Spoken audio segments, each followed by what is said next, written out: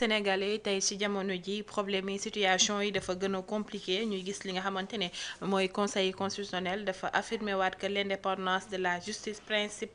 fondamental de l'état de droit garanti par l'article 88 de la constitution est un corollaire nécessaire à la séparation des pouvoirs mu ne cela interdit toute ingérence des pouvoirs exécutifs et législatifs dans l'exercice de la fonction judiciaire mu nekk loo xamante ne nemmeeku nañ ko jëmale ko tey ci conseil constitutionnel ba tey sax ñuy gannaaw bi mu waxee bi mu dàqee li nga xamante ne moo jëm ci mbirum assemblée nationale règlement intérieur bi sax doyen gis nañ sax ñuy wax que ne tey dañoo war a tas li nga xamante ne mooy conseil constitutionnel bi ndax ne nemmeeku nañ à chaque fois rek luñ dugal leen mu daal di koy dàq est-ce que jotu tey ñi nga xamante ne ñooy proposer ay mbir jëmale ko di ko débbal conseil constitutionnel jotul ñu daal di dend ak ñi nga xamante ne tey ay seen xam-xam màcc na ci wàllum yoon lim la daal di wax bien vrai que ñu ngi wax que ne am nañ ay 4000 cadres mais nemmeeku nañ gisuñu benn yoon tey bu ñu waxee 4000 cadres bu ñu yóbbee assemblée nationale teewu da koy daal di est-ce que jotul ñu daal di xool ñi nga xamante ne mën nañ ne waxtaan ak ñoom jëmale ko ci mbir yi ñuy proposé ba ëllëg bu ñu dematee conseil constitutionnel du ko daal di dàq. ah mi ngi doon de xam nga fi mu nekk nii bu fekkee ni le parti au pouvoir. nga xam ni seen le chef de leur parti le président de leur parti aujourd'hui moom moo nekk ci mooy occuper le poste de premier ministre du Sénégal. su ñu demee ba taxaw contre l'avis du président de la République ñoom seen bopp ñu taxaw ni dañu war a def nangam ak dañu war a def nangam dañu war a tas conseil constitutionnel. simplement parce que le conseil constitutionnel à chaque fois d'abord la cour suprême. la ñu njëkk attaqué. parce que indi nañu lu nga xam ni ci kanamu rabat d'arrêt boo xam ne ci kanamu cour suprême wax le droit. ni lii kat dëppoowul ak yoon rejeté ko dàq ko yow bu fekkee ni ça t'est favorable pour yow pour ñoom toutes les décisions que ces instances de justice doivent prendre dafa leen war a nekk loo xam ne lu profitable ça doit leur être profitable quoi. mais loolu réew la. déggoo tey léegi ñuy wax naan dañu war a tas conseil constitutionnel bu ñu tasee conseil constitutionnel lu ñu fay def dañu fay teg yeneen nit yoo xam ni ñoom seen conseil constitutionnel au lieu que mu nekk conseil constitutionnel Sénégal day nekk conseil constitutionnel u Pastef boo xam ne day valider automatiquement de manière automatique tout ce qui vient de Pastef ñoom ñu bëgg leur volonté dañ koy exécuter à travers ça mais comme kay soxlawul taxawal conseil constitutionnel. nañu bàyyi ni suspendre nañu droit yi. ak justice ak constitution. ak lépp suspendre nañ ko. léegi lu la volonté du parti Pastef moom la ñuy appliquer au Sénégal loolu kay moo kuy daanu kay jël ma ne cëpp man daanu moo gën a gaaw ci nu ñu koy waxati sax xaw ma am na nu ñu koy waxee. langage olof bi. mais pour te dire que ces gens-là vraiment ils sont tu as l'impression que da nga naan ñii fan la ñu jógee ban planète la ñu jógee. mais un pays bu nga xam dafa am conseil constitutionnel parce que le conseil constitutionnel a tranché à ta défaveur en disant le droit nga ni dañ ko war a tas à quelle fin pour wut des gens yoo xam ni jàpp nga ni bu ñu ñëwee. lépp loo leen wax ñu def ko. mais ça c'est manquer de respect même aux magistrats. en réalité parce que boo jàppee ne am nga magistrat yoo xam ne boo leen nee def leen lii ñu def ko. mais c'est vraiment parce que boobu yaa ngi leen waxuma la manque de respect sax mais yaa ngi leen di saaga. parce que un magistrat nga xam ni koo xam ni dafa sol ay tubayam ci banc école ay shortam école primaire secondaire dem université dem lycée dem université dem ENAM génn am lijaasam nekk nit koo xam ni dafa am ay attributs yoo xam ne suñu borom la tukkee muy atte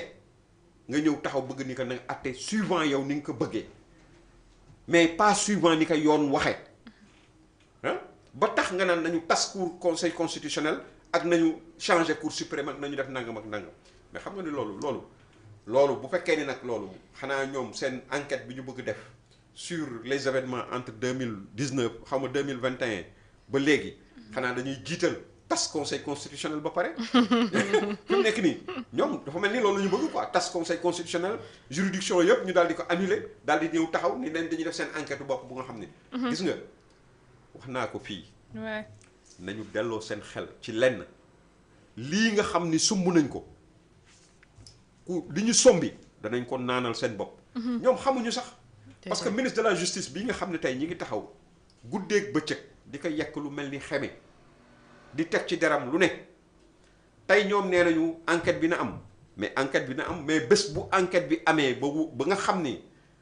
yoon jox na leen tort sur toute la ligue. bu ñu taxaw ni enquête bi nangam wala bu ñu ne enquête bi nangam nous en tout cas nous avons confiance entièrement à la justice de ce pays. Nous savons absolument que fii amul benn autorité buy joxe ordre na nit tiireel ci nit wala rayal nit wala nangam ci ñi nga xam ne ñoom ñoo fi jógee. loolu c'est absolument clair te absolument rien ne peut prouver le contraire. Ouais. N'est-ce pas léegi nag li ci des mooy wax naa ko fii même ñoom bi nga xamee ne am na nit ñu dee ci seen magistère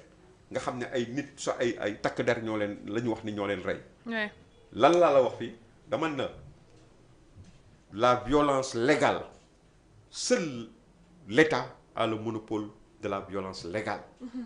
nit bu fekkee ni par exemple comme ni ko commissaire boobu nga waxee ni damay fàtte turam ndeg ñu jógee université di ñëw di song si daaf pour taal daaf di fu nga xam ne moom mooy division administrative du fichier xaw ma lañu koy waxee. administrative du fichier voilà nga xam ni direction administrative du fichier foog naa la tudd mooy daaf. nga xam ni lépp loo xam ni jëm na ci wàllu pièce d'identité ak yooyu yëpp. foofu lañ ko loger di ko fa liggéeyee. ñu jóge fa taal université pour dem taal foofu kooku bu fekkoon ni dafa joxe ordre joxewul ordre bi wax na effectivement il a usé de stratagème pour fexe ba endiguer loolu sànni leen ay grenade ba ñu tas. mais ñooñu dans ce cas là même bu tiiree woon sax dara du ko ci fekk. parce que tamit intérêt wu état bi ci yenn situation yi moo ëpp importance lu nga xam ne moom mooy. ay nit yoo xam dañu ñëw bëgg pour jéem ko yàq tey université ñooñu doon def loolu ci université lu leen fa mënoon arrivé dara du ci fekk waa état bi parce que loolu aussi kenn du ko nangu amul benn pays ci àddina buy nangu ay samba booy dugg si biir université taal lépp loo xam ne dafa nekk ci biir université bi loolu kenn du ko nangu. États-Unis gis nga fii barki dem boo njaay ci affaire Trump boobu temps yi nga xam ne Trump dafa am jafe-jafe ak nguur ga fa nekkoon ay nitam dugg ci biir Sénat bi mais États-Unis dañ leen tiire ay bal lañ leen tiire ñu daanu. te loolu amul Sénégal. fii li fi am